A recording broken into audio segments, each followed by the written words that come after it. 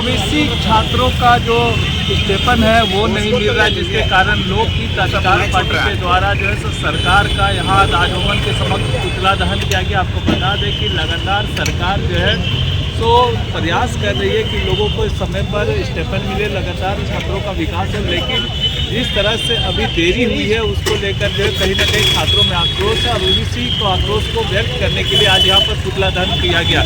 मौके पर क्या कुछ कहा गया, आइए आपको। निश्चित रूप से जब से झारखंड में हेमंत जी का सरकार बना हुआ है, पिछड़ों के साथ लगातार अन्याय हो रही है। पहले 27% से 14% आरक्षण, जबकि हमारी आबादी सबसे बड़ी 54% की आबादी है पिछड़ा समाज की। अब उसके बाद जब हेमंत की सरकार बनी तो अब हमारा 7 जिलों में और कई जिलों में नगण्य, 7 जिलों में शून्य करा दिया गया।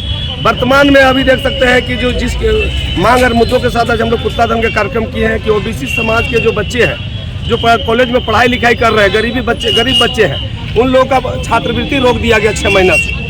बाध्य होकर के गार्जियन पैसा के अभाव में पढ़ाई को छुड़वाने पर मजबूर हुआ है। आखिर सरकार से पूछना चाहते हैं कि इस राज्य में और पूरा देश में ओबीसी समाज का कोई अस्तित्व है कि नहीं है? इस राज्य का निर्माण करने में और देश की आज़ादी में ओबीसी समाज की कोई भूमिका है कि नहीं है? क्या इस राज्य में जो रॉयल्टी आती है, जो हम लोग दिन रात यहाँ मेहनत करके तो बड़ी आबादी ओबीसी समाज है, जिस प्रकार दमनत नीति अपनाए हुए है, तो क्या हम पूछना चाहते हैं इस ओबीसी विरोधी हेमंत सरकार से कि भाई हमारा ओबीसी समाज के बच्चों के छात्रवृत्ति आपने क्यों रोका?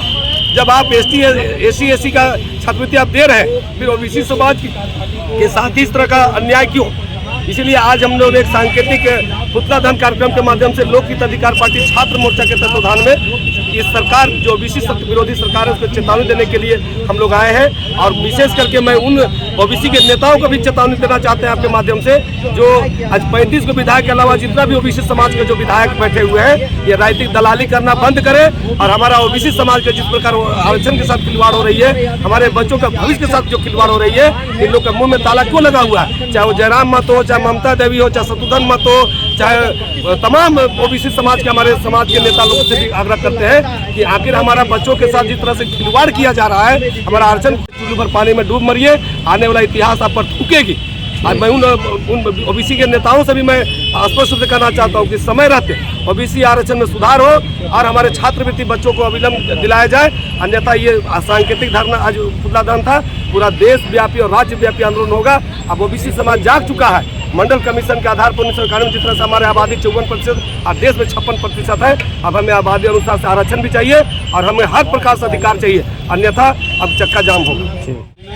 सरकार कुछ कोशिश नहीं कर रही है, वो सिर्फ इस फंड को दूसरे किसी फंड में डाइवर्ट कर रही है और अपना जो निकम्मा जो सरकार है वो अपना काम दिखा रही है कि हम काम कर रहे हैं, लेकिन किसी पेंशन रोक दिया जा रहा है, तो कहीं पे बहुत सारा ऐसा फंड है जिसको रोक करके ये बहुत सारा योजना लाया है, मैया समान योजना दे रहा है, छात्रवृत्ति रोक के किसी न किसी प्रकार से जनता की सेवा तो हो ही रही है। नहीं, लेकिन देखिए हमारे देश की रीढ़ की हड्डी है स्टूडेंट, छात्र हैं, जो आज उसको कुछ ना कुछ तो सहायता मिलना चाहिए। बहुत सारा ऐसा गरीब घर से बहुत सारा ऐसा ये ओबीसी छात्र जो आते हैं, उनको अगर पढ़ने के लिए अगर कुछ सुविधा ना मिले तो कैसे अपना भविष्य को उज्जवल कर पाएंगे? इसके लिए तो सरकार को सोचना चाहिए। ये छात्रवृत्ति रोक के ये तो क्या चाहती है सरकार? चलिए ठीक है ना। अशोक राम, लोक हित अधिकार पार्टी के जिला अध्यक्ष। बहुत आप सभी मीडिया बंधु को धन्यवाद। आज जो हम लोग छात्रवृत्ति जो नहीं मिल रहा है छात्रों को, उसके खिलाफ, सरकार के खिलाफ आज धरना हम लोग पुतला दहन का कार्यक्रम रखे हैं। यदि हमारी झारखंड सरकार नहीं जागती है, ओबीसी के साथ भेदभाव करता है, तो हम लोग आज जो है यहाँ किए, हम लोग पूरे राज्य में आंदोलन करेंगे और पुतला दहन का कार्यक्रम को बढ़ाएंगे। इसलिए सरकार से हमारा ये कहना है कि आप जिस छात्रों को देश का भविष्य समझते हैं, उस छात्रों के साथ खिलवाड़ नहीं किया जाए और छात्रों के साथ भेदभाव न किया जाए। ओबीसी के साथ ज़्यादातर हो रहा है। मैं सरकार से मांग करना चाहता हूं कि जल्द से जल्द छात्रवृत्ति जो रुका हुआ है 6 महीना से, उसको देने का काम करें। और मैं इतना ही कहकर अपनी वाणी को विराम करता हूं। लोक हित अधिकार पार्टी प्रदेश महासचिव प्रमुख प्रसाद।